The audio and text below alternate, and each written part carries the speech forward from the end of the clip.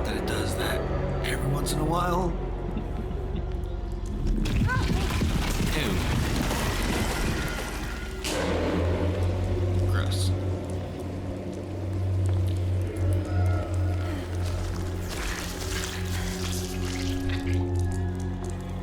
Just gonna walk around that. Okay, that's gross. That's sneaky.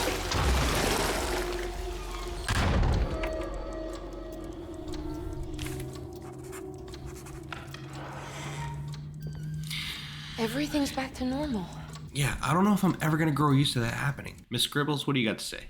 Suddenly, Jeremy's bleak dreamscape devoured Emily, drowning her in dread and darkness, only to moments later spit her out again. What had happened, and why? Was that her doing, or did someone else make it so?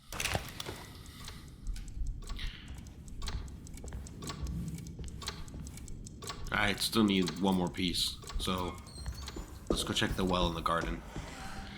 Did I ever put the ladder up when I walked by there? Or did I kind of just... Yeah, I glanced past it. Why is there blood there?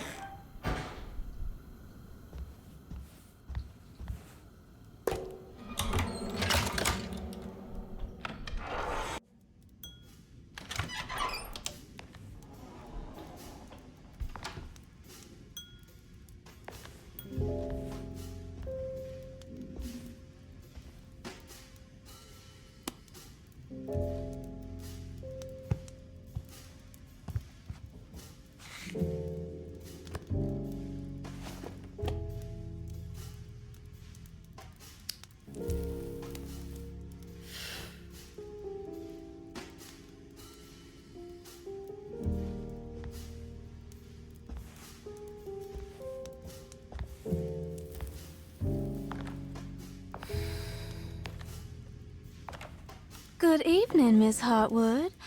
That is your name, isn't it? I would be terribly embarrassed if it wasn't. You're right. Emily Hartwood, Jeremy's niece. Nice to meet you. Ruth Talon.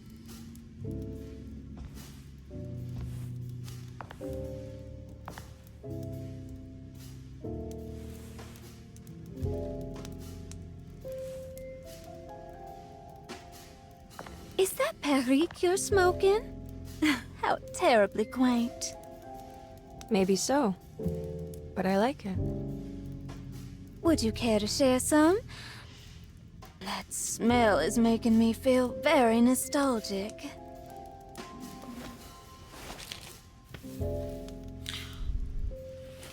Ma'am.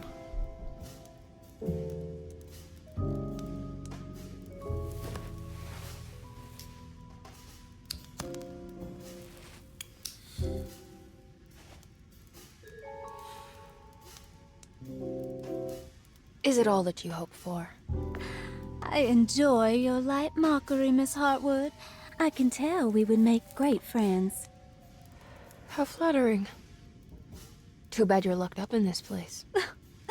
Your insincerity is really refreshing.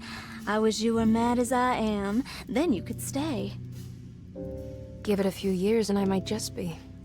Lunacy is one of my family's few privileges. Oh, good. I'll be looking forward to it.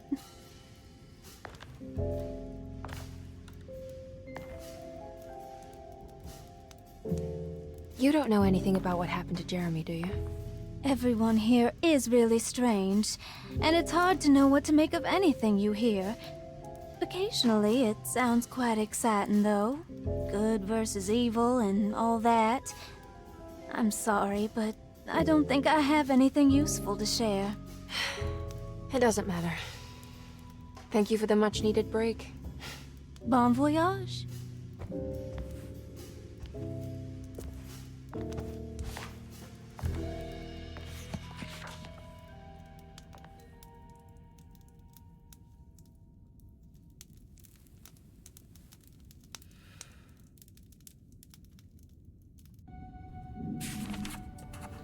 Emily felt surprised by how much she enjoyed the company of Ruth. There was something familiar and friendly about her. like they were old friends that simply forgot about each other. Man, she was flirting with Emily harder than she was flirting with Carnby. But it makes me wonder if she knows, kind of like how Carnby knows Grace from somewhere, that Emily knows Ruth from her past. Ooh, what's this? Lost Plantations of Louisiana, Thierry Briclot, 1917. Derceto was a small plantation on the eastern shore of Lake Pontchartrain.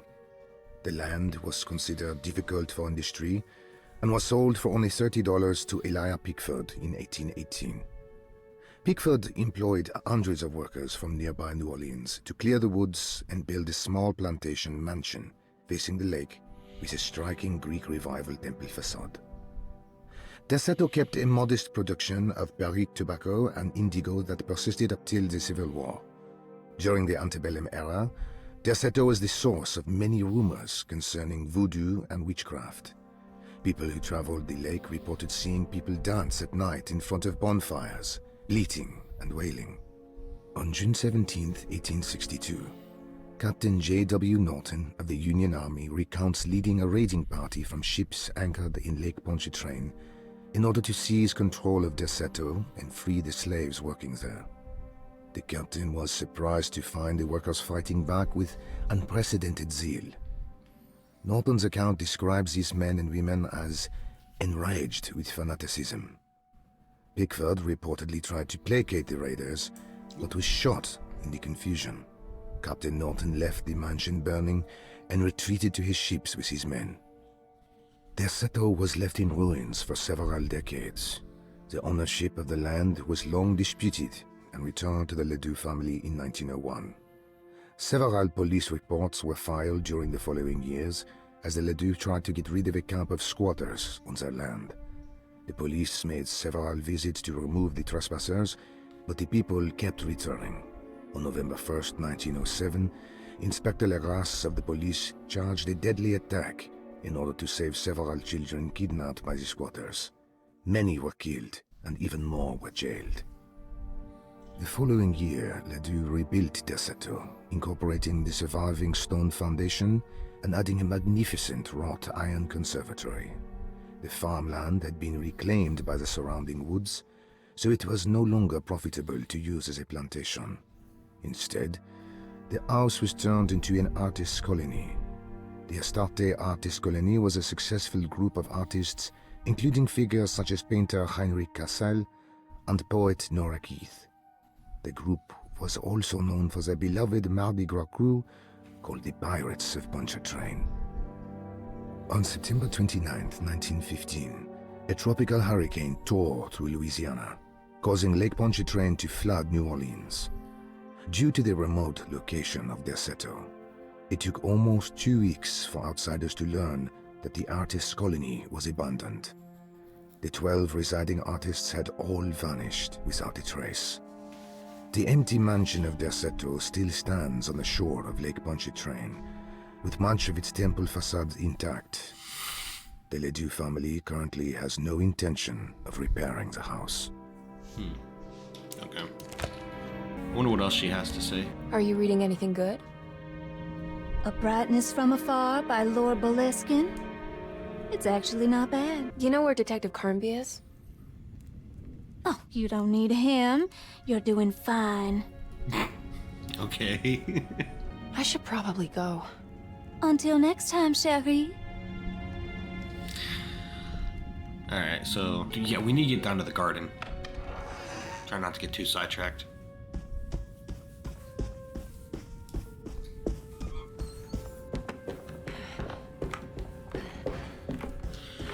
Oh, that window's new.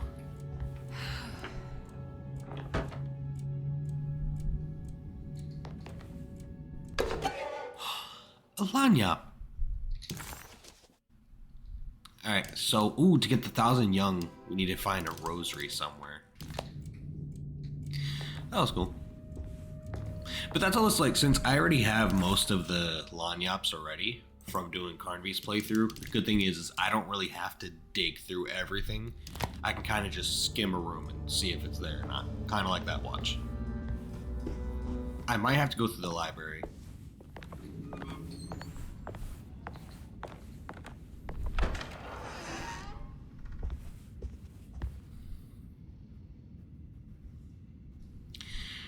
If I'm not mistaken, I believe we're about to go to the oil.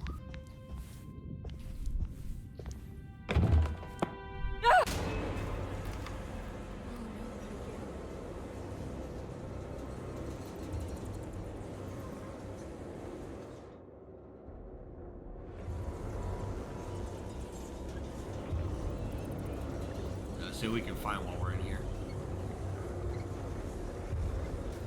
Give me that instead.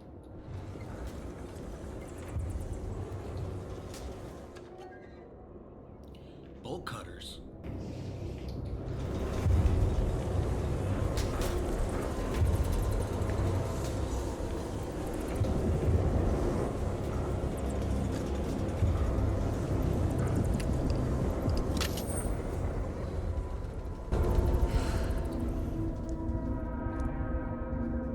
I don't understand what's happening.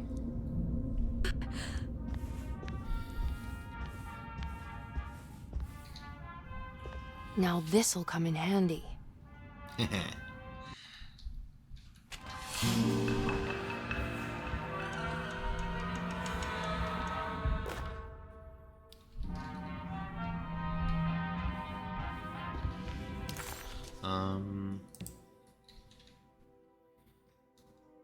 Alright.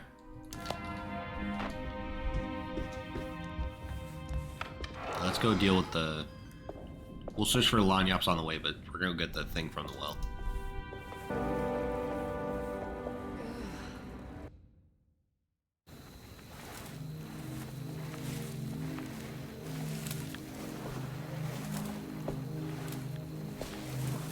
Iawesaki nantetwen, numpramisaki nantetwen, men le angeni man yo deshena.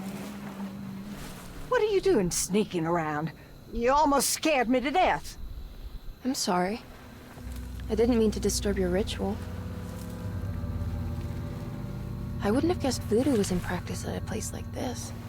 The doctor may be all about science, but I know these roots have power. You know what's going on here? I have a feeling Derceto is cursed. There are several players with stakes in this game. Derceto isn't cursed or blessed. It's a battleground. And it would all be a lot better if you could get your uncle out sooner than later. That's all I'm trying to do. I wish you the best of luck, Miss Harwood.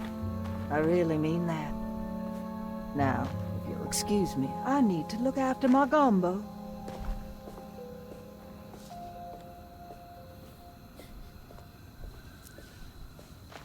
And to go threaten Carnby.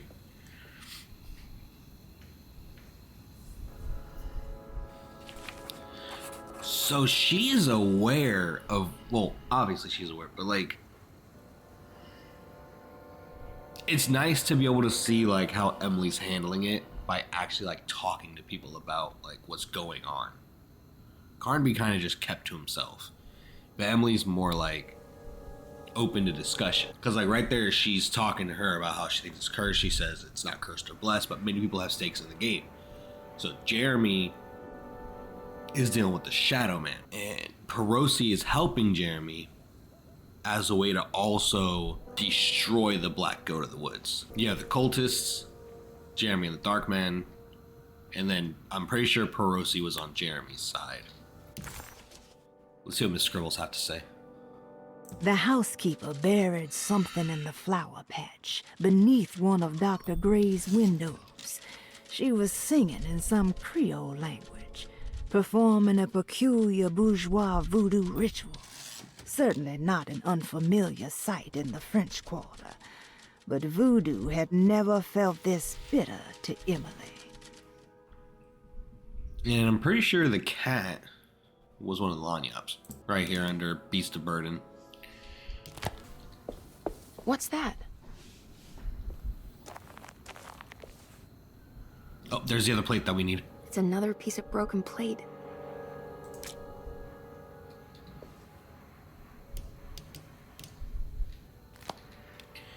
Okay.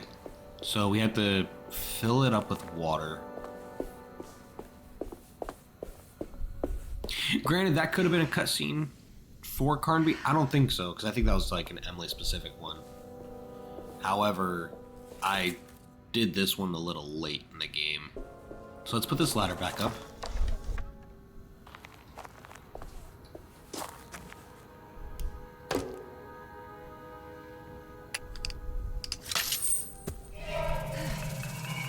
It worked.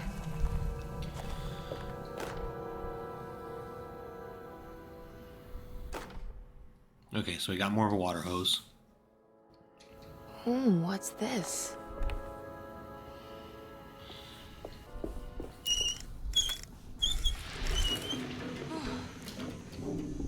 Water's turned on.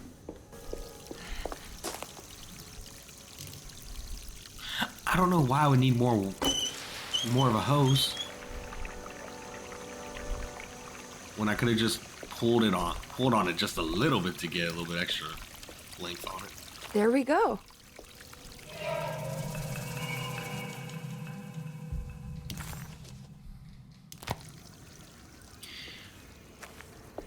Okay, now we should be able to go fix the clock.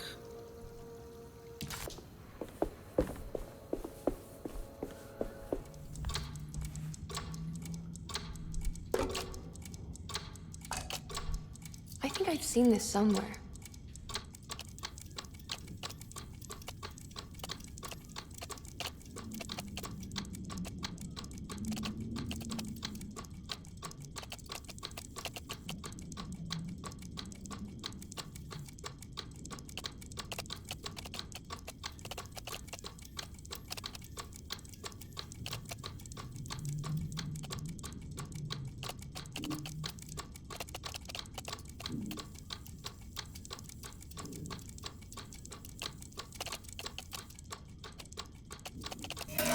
There we go. It was the corners that were messing me up. Did it break? The clock just stopped. Alright, so 6, 4, and 3. There we go. Let's go. Okay, the end of the hall. Showing me something. That's just the hallway outside Jeremy's room, isn't it?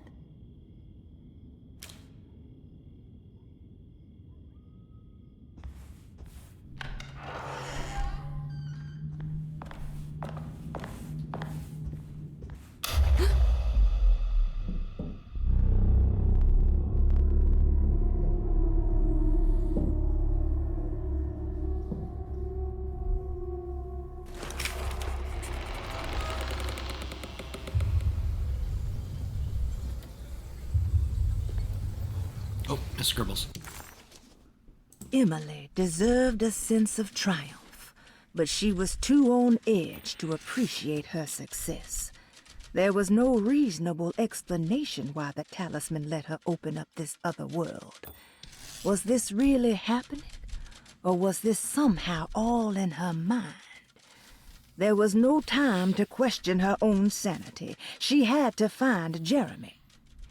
If he was here, she thought, would she find Jeremy in the hateful mound?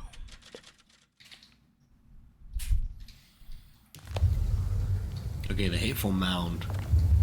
There we go. I did it. I opened up another dream. Oh, yeah.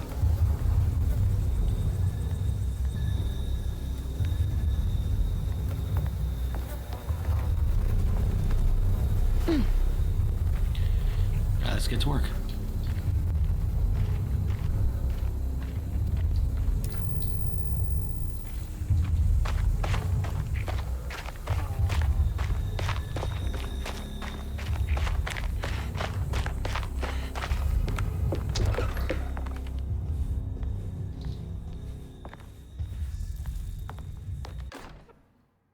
May 1923, Monday. All okay, ready for delivery. Maintenance. Oil pump must be serviced. Any tampering causes large spills unless properly forestalled. Tuesday. Shipment delayed but delivered. Maintenance. Service bridge close to broken. Wednesday. Prospectors reluctantly agreed to show the burial mound to Mr. Hotwood, a painter, who read about our finds in the papers. He means to return tomorrow and try to find a way inside. Thursday. Mr. Hotwood's efforts delayed. The workers seemed nervous about his presence. Hotwood promised not to return to the compound. Instead, he has taken up an offer by L'Officier, the riverboat captain, who means to pilot him to the site tomorrow morning. Hopefully, that's the end, and work can resume. Maintenance. Bridge from the oil tower to the bayou has collapsed. Sabotage suspected. This is the devil that guides us now.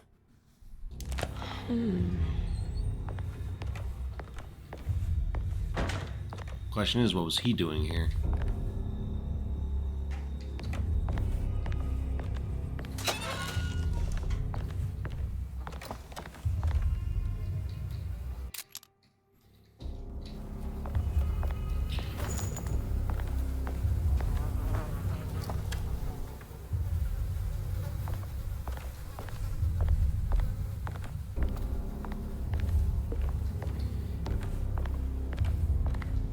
It's just some bullets. I'm pretty sure I have to go find a key for this.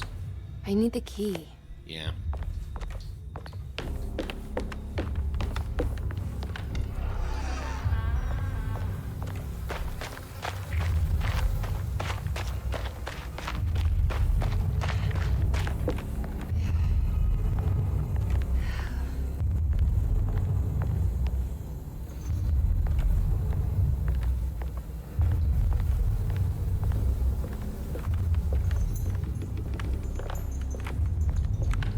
I think it's in here.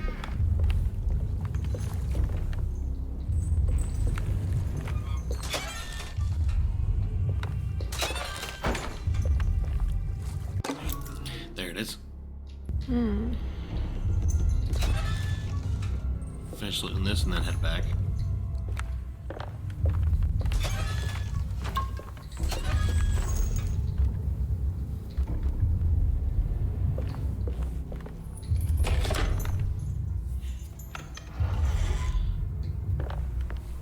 Because I know I have to get across this little spot here, but we're missing the handle. Yeah, there's no swimming across. There's something missing.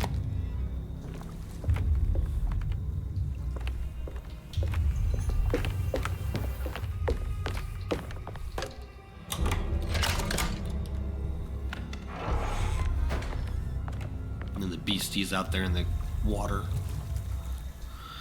Okay.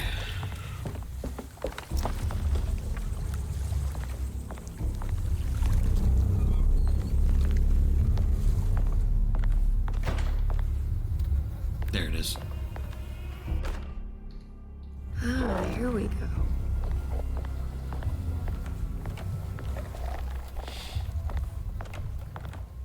Now there are enemies out here, but if nothing happens, I'm just gonna skip to the bridge lever. It worked.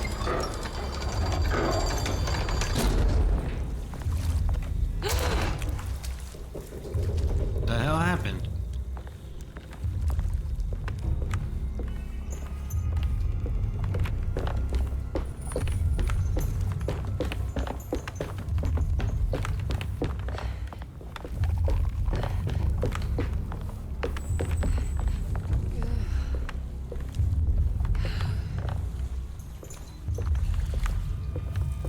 I think there might be a guy up here.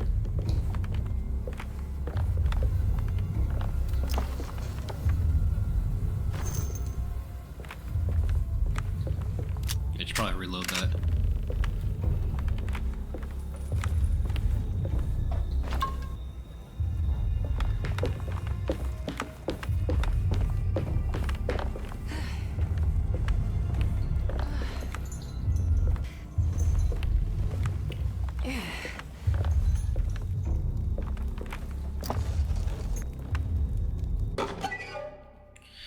Discarded pallet? It's a Lavanya. Okay, we're getting closer to the Heartwood Curse. Now what's this? I probably walked right past it last time. Yeah. Yeah.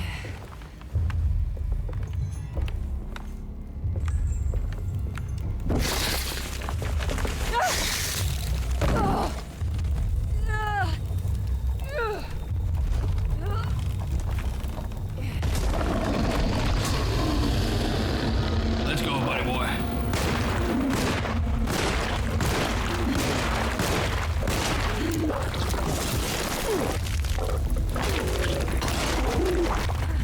Alright. Don't you touch me.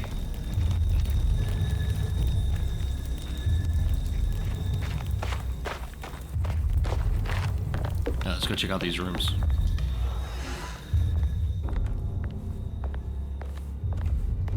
Alright, let's loot in here. Alright, did I find anything? Found bullets, but that's about it.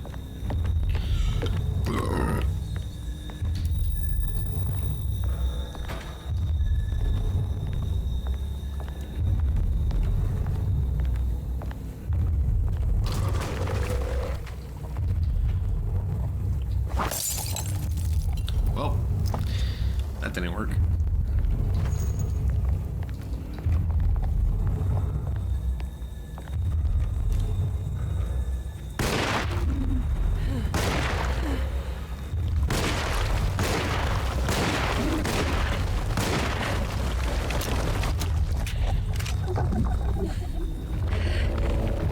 Come on, buddy.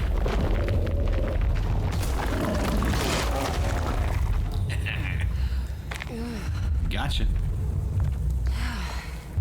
Alright, I don't think there's really much here. I can break this, I just need something to hit it with.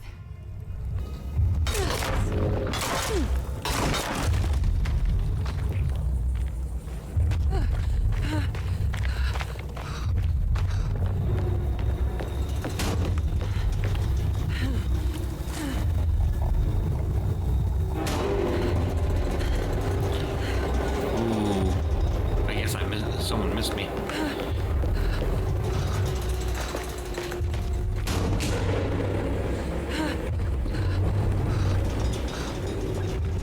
Let's loot this place. Oh, someone's here.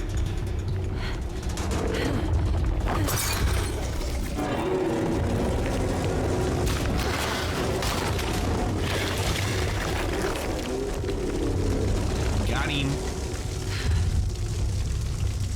Alright. Now, where was I?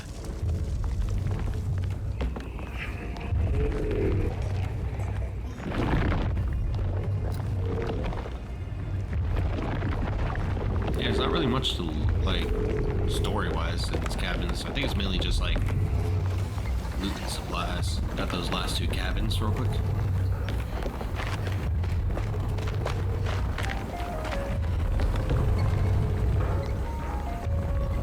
Oh, that's right, the really loud record player. What are you humming about, Emily?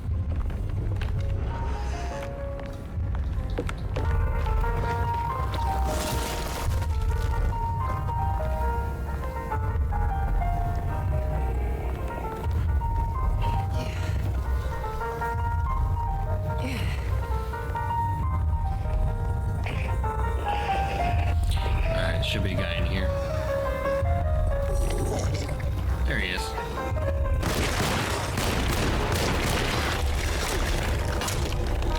Yeah, you stay down.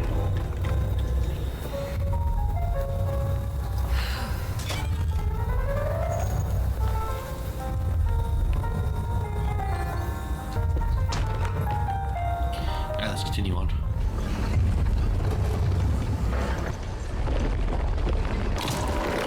Okay.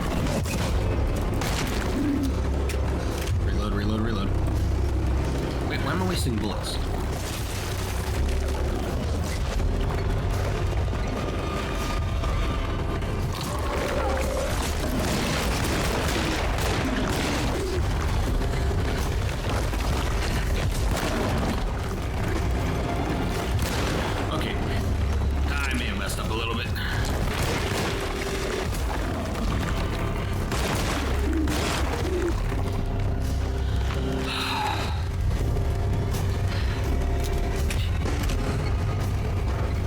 That about sums up every stealth mission I've ever tried. Yeah, there'd be a lot more to explore, but I already picked up most of the Lanyards during Carnaby's playthrough, so it's like we're just double checking at this point.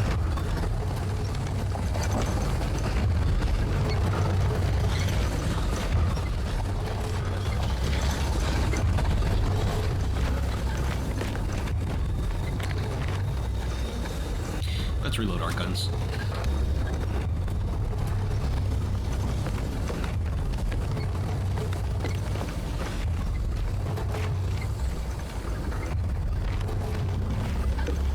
Damn it, there has to be a way to get to the other side.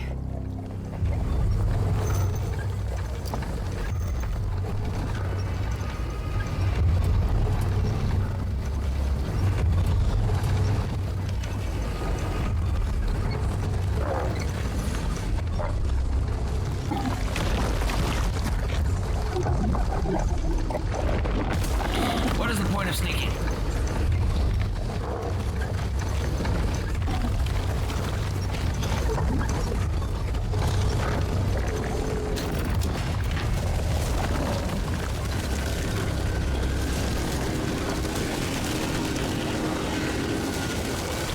Alright, so I just flooded the place with the oil.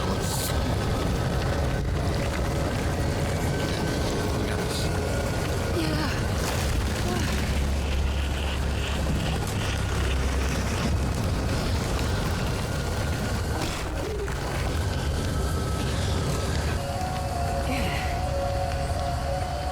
Now what?